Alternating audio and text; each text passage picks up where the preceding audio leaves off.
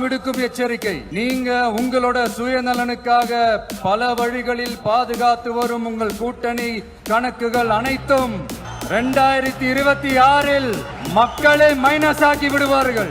மக்களே, இன்னைக்கு மணிப்பூர்ல என்ன நடக்குதுன்னு நம்ம எல்லாருக்குமே தெரியும். சரி, அங்கதான் அந்த அரசு அப்படி இருக்குன்னா இங்க இருக்கிற அரசு எப்படி இருக்கு?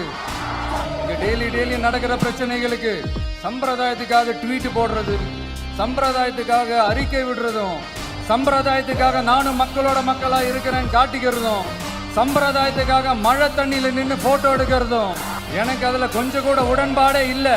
பட் என்ன பண்றது, நம்மளும் சம்பிரதாயத்துக்காக சில நேரத்தில் அந்த மாதிரி செய்ய வேண்டியதா போயிடுது.